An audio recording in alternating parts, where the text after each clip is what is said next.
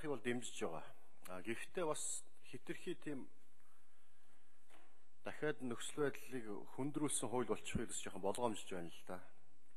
Өнөөдөр Монгол улс 420 орчим одоо хууль тогтоомж үйлчилдэг. Түүнийх нь 250 орчимд ямар нэгэн байдлаар захиргааны байгууллага албан тушаалтны одоо оролцоо эрх хэмжээг зохицуулсан ийм хуулиуд байж байгаа. Бид нар улсын хурл хууль баталгаатай дагуулаад ерөөсөө төрийн эрх, төрийн одоо тийм үү мэдл, төрийн байгууллагын эрх мэдл гэдэг юм бол тодотгоод өгчдөг. Нөгөө талдаа үүрэг, хариуцлага гэдэг юм сул хуулиудыг одоо байнга баталж ирсэн. Тэгээ нөгөө талаас яг иргэний оролцоо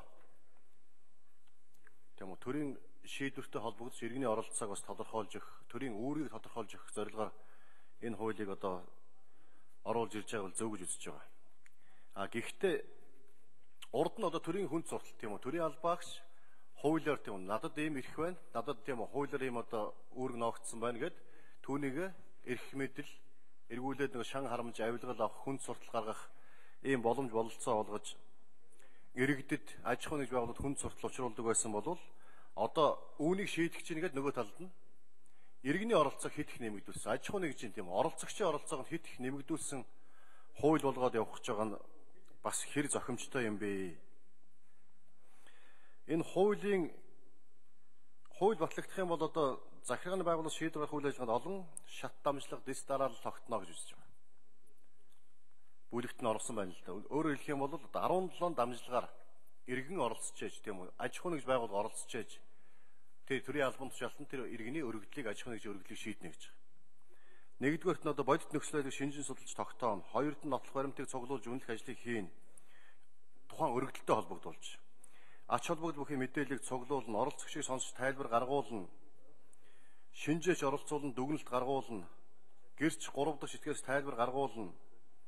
Баримт бичиг болон хууль бос шийдвэртэй танилцж хуулбарыг нь хийн. Шаардлагатай бол туршилт хийн. Нэмэлт нотлох баримтыг оролцогч гаргуулan авна. 9-р нь одоо эрх хуулиас нэрх сонирхол хөндөгж болзошгүй бус этгээдийг оролцуулна. За хөндөгж этгээд сонсох үйл ажиллагаа мэдээлэл хөргүүлнэ. Сонсох үйл ажиллагаа явуулна. Захиргааны шийдвэр гаргахтай холбоотой мэдээлэл зөвлөгөө оролцогч өгнө. За шийдвэрийн талаар урьдчилан мэдэгдэж саналыг нь авна. Танилцах боломжийг олгоно. Гэт ингээд үзэхээр айгүй олон шат дамжлагаар явж ээж нэг өргөдлийг төрийн албааг шийдэхин тулд 17-8 одоо тийм процесс үйл ажиллагаа хийж ээж тэр өргөдлийн хариу өгөгдөж шийдэгдэх нэ. Энэ чинь одоо хэр их хүнд суртал бий болох болоо. Өнөөдөр чинь бид нэр суглаагаар бахан газар олгож байгаа хэдэн мянгаар нь газар олгочдөг тэр өргөдлүүдийг иргэн сарын төрийн албааг сарын дотор шийдэх ёстой. Иргэн болвол намайг оролцуулж ээж энэ процессын дагуу шийдэх ёстой гэж шаардлага тавьждаг. Энд маш их хүнд суртал дарамтууд тэр төрийн албааг шийдэх ачаалттай болчих юм биш үү? 1 минутын дотор өнөөдөр газар ашигт малтмалын хэрэглэх газар 120 лиценз олгож байгаа. 1 минутын дотор. Түүнийг нь 7 хоногийн дотор шийдэх ёстой гэж хууль явах зат. Гэтэл энэ саяны хэлж байгаа олон шат дамжлагаар явахаар хэр их хүнд суртал төв бий болох болоо. Ийм байдлаар хэд их оролцогчийн эрх ашигыг хамгаална гэдэг нэг талаас иргэний аж ахуй нэгж өргөдөл гаргаж. Нөгөө талаа төрийн албан дээр хэд төвөгтэй хүндрэлтэй байдлыг үүсгэх юм биш байгаа.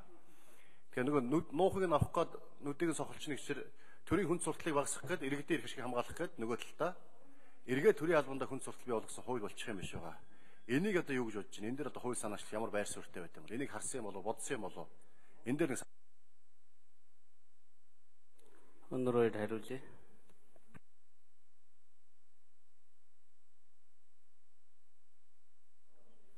За, бямцагт шинээс солон дээр үлээ.